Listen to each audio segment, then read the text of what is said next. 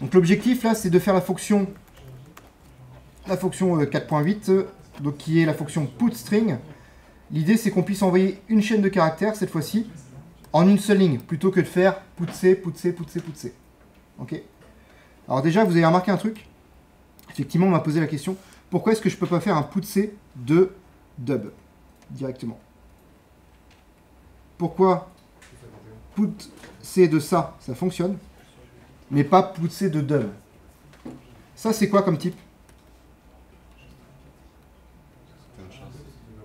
C'est un char, ok. Je sais pas si vous avez vu le type qui est donné, enfin qu'on a donné nous dans notre fichier. On l'a appelé uint 8. Pour dire que c'est un entier sur 8 bits. Ok. Ça, qu'est-ce que c'est ça? Alors, je vais le mettre entre parenthèses string. Effectivement, c'est le nom qu'on donne en C, mais c'est pas un vrai type. C'est un vrai type en C++ par exemple, ou dans d'autres langages. Mais en C, c'est pas un vrai type. C'est quoi le vrai type de ça? C'est pas un unit 8, mais un pointeur vers... C'est un pointeur vers un caractère, ou vers une suite de caractères, une chaîne de caractères. Ok. Qu'est-ce que ça veut dire quand j'écris ça, par exemple? Si j'écris char bon, et que j'écris ça. Qu'est-ce que ça fait en mémoire, ça? Ouais, je prendrai après. Donc, qu'est-ce que ça fait quand j'écris ça?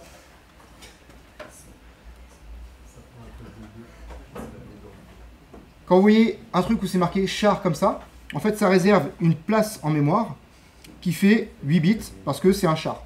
Ok. Et dedans, qu'est-ce qui se trouve? Qu'est-ce qui se trouve à l'intérieur de cette variable-là? Non. La valeur du caractère B. Okay. Donc la valeur du caractère B, on a dit que c'était 0x42. Ok. Mais c'est pareil hein, que caractère B. Ça vous va? Donc ça, on a dit que c'était mon char bon. Ok.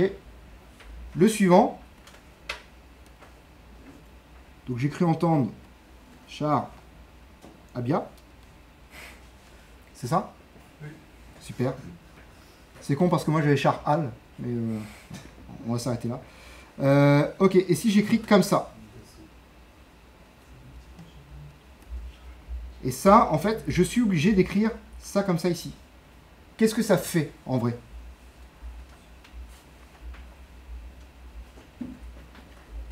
Alors, d'abord, ça trace le rectangle. Ok. Le rectangle, il va faire quelle taille? Perdu. Il va faire beaucoup plus long. En tout cas, si je me mets sur un processeur, comme vous l'avez vu en première année, en début de première année en C. Ok. Parce que c'est la taille d'un char étoile. Ok. Et c'est quoi un char étoile? Ça veut dire quoi, étoile? C'est un pointeur. Et un pointeur, c'est quoi?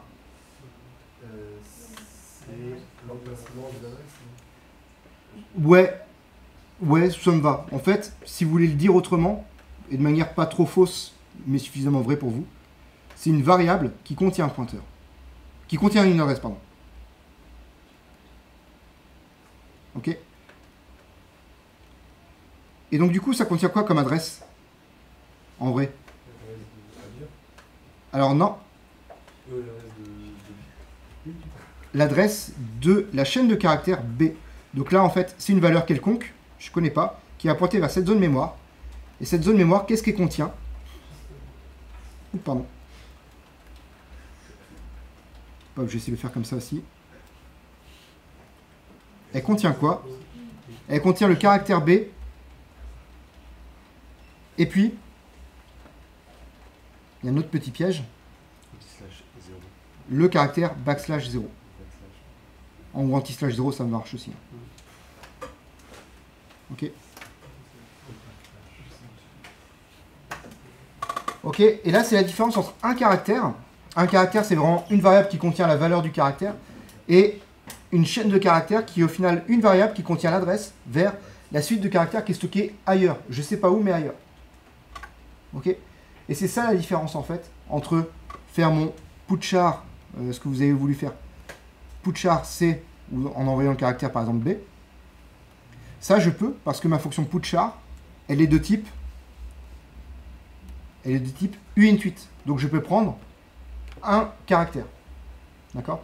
Par contre, ma fonction putS est de type uint8 étoile. Donc elle va pouvoir pointer vers une chaîne de caractères.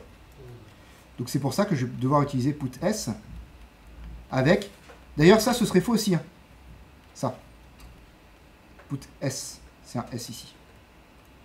Je vais refaire. C'est un beau S. Voilà. En fait, ça, ce serait faux. Il faut que je fasse une chaîne de caractères. D'accord? Donc, si je résume, ça, simple quote, c'est un caractère. Et double quote, c'est une chaîne de caractères. On est OK là-dessus? OK. Et bien du coup, à votre avis, comment je peux faire maintenant pour essayer de transmettre tous les caractères d'une chaîne de caractères? Je vais me décaler par exemple ici, et je vais dire que je veux envoyer la chaîne de caractères. Je vais faire un putS de coucou. Ok? Ça veut dire qu'en mémoire, ça ressemble à quoi coucou? Si je me remets dans ce cas-là.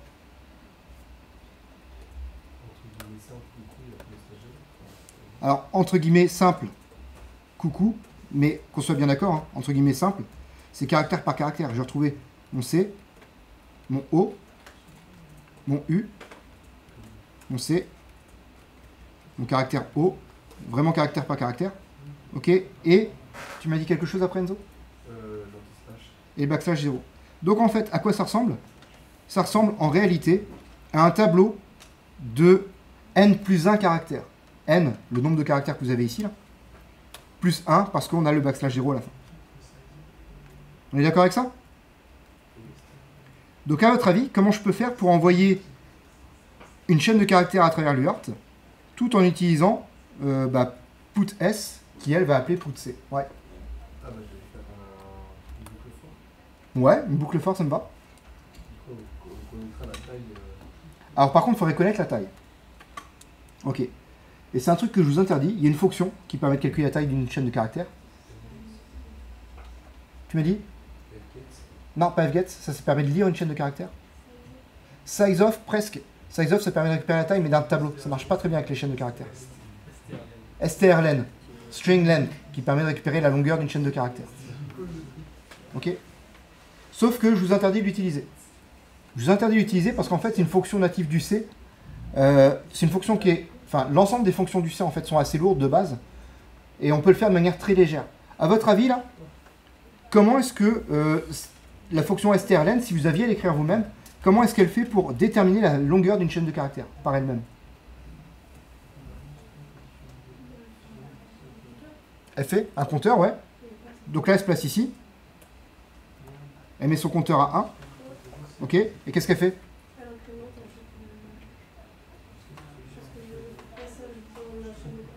Elle passe au caractère suivant. Elle incrémente le compteur. Elle passe au caractère suivant. Elle incrémente le compteur. Ainsi de suite.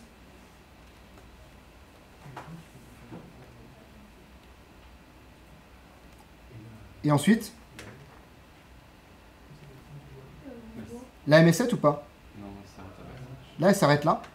Pourquoi? Parce qu'elle a détecté le backslash 0, qui veut dire fin de chaîne de caractères. Est-ce qu'on ne pourrait pas faire ça, nous aussi? Tant qu'à faire. On va envoyer les caractères un à un, jusqu'à temps qu'on trouve le caractère backslash 0, auquel cas on quitte la fonction.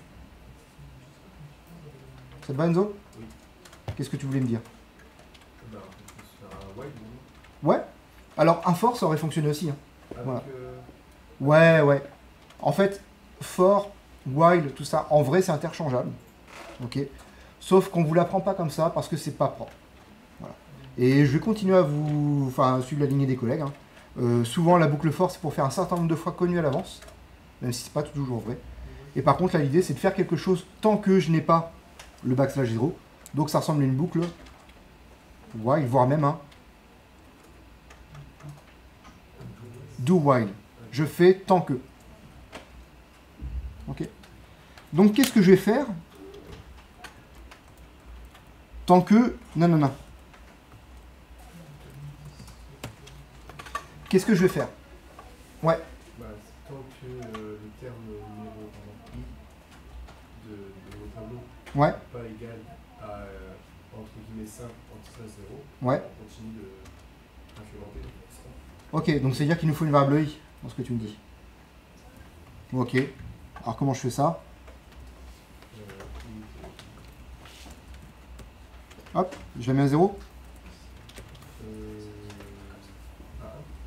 À 1. Ah non, 0. À 0. Ouais, on est bien d'accord. Hein. Les indices de tableau, c'est 0, 1, 2, 3, et ainsi de suite. Ok. Et donc, qu'est-ce que tu me proposes? Ou qu'est-ce que vous me proposez? Comment je fais pour envoyer mon caractère qui se trouve pour l'instant à la case 0? C de STR 0. URT1, put C, 2, STR 0. Donc la case 0. I, c'est du coup dans ce cas. STR de I, pardon, ouais. Bien vu. Ok, donc ça me permet bien d'envoyer le caractère numéro I. On est d'accord? Une chaîne de caractères, j'ai pas précisé. Hein. Mais que vous écriviez ça, je change de couleur, mais je fais un aparté très vite fait. Si j'écris ça, char étoile, STR, et que j'écris coucou, c'est quasiment pareil, et je vais vous cacher pourquoi quasiment, mais c'est quasiment pareil que de faire un tableau de caractères.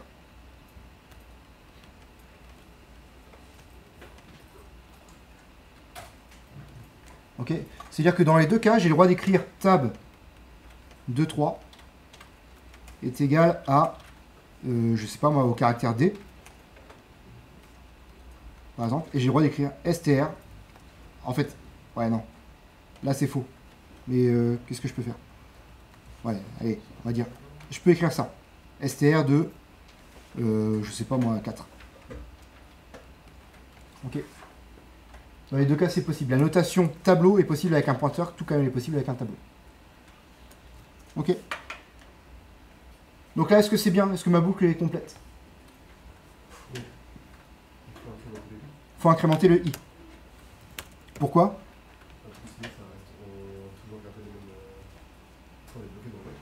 Pour passer à la case d'après, en fait, ouais, tout simplement. Tout à fait. Ok, et je fais ça. Je fais ça tout le temps. Jusqu'à temps que on a un peu différent de alphabet. UR1, C, STR, I, différent des simples. Est-ce que ta condition, elle est liée à ton envoi de caractère? Je suis pas sûr. Faut juste ce qu'il y a dans le... Et ce qui se trouve dans la case courante, je fais ça tant que c'est différent du caractère que j'ai envie d'éviter. Et ce caractère-là, c'est quoi? Et comment je l'écris? Guillemets simple, backslash 0.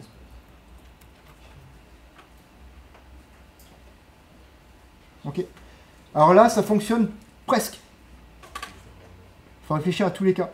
Si jamais je commence à envoyer une chaîne de caractères qui est nulle, donc en gros, j'envoie guillemets, guillemets. Et bien là, ça veut dire que il va essayer d'envoyer au moins un caractère qui sera faux de toute façon. Ok. Donc en fait, en vrai, j'aurais plutôt faire while. En fait, je ferais plutôt comme ça, ouais. Tant que mon caractère actuel est différent de backslash 0, alors je l'envoie et je peux passer au suivant. C'était quoi la différence avec le 2? Le do, c'est que je fais obligatoirement une première fois l'action. Voilà. Et le problème, c'est que si mon utilisateur, il envoie, il fait ça, URT1, put S2, chaîne vide, c'est pas une espace là, c'est vraiment vide, et ben dans ce cas-là, ça provoquerait un problème. C'est ok? Petit bonus, vous n'êtes pas obligé d'écouter à ce niveau-là, on passe au mode expert. Je peux l'écrire comme ça. Tant que la valeur pointée par str est différent de backslash 0,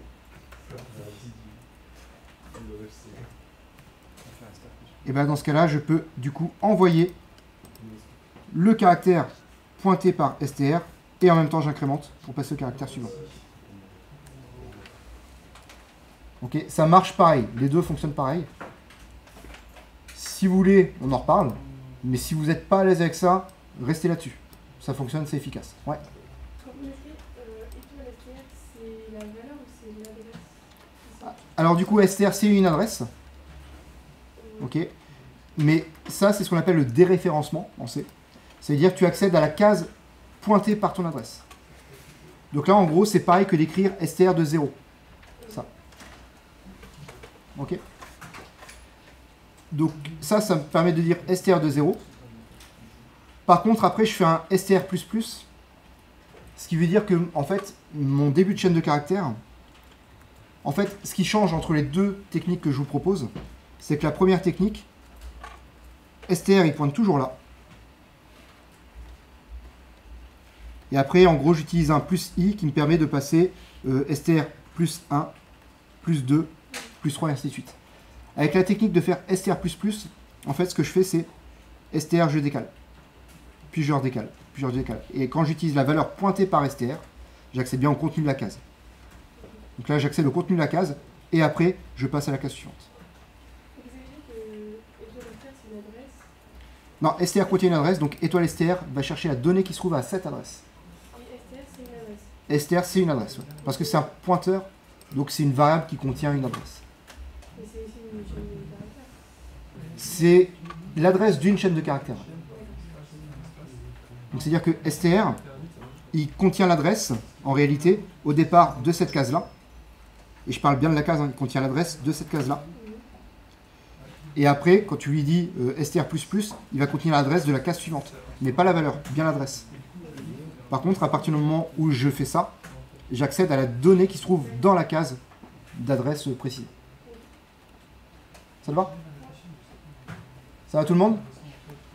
Donc voilà, le mode expert. Allez, je laisse si vous voulez. Mais en gros, le mettez pas. Hein. Voilà.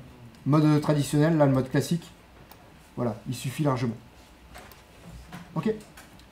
Donc ça, si c'est ok pour vous, et bah pareil, sur l'UART, vous testez du put string et on se valide ça, enfin vous validez ça, et on vérifie ensemble.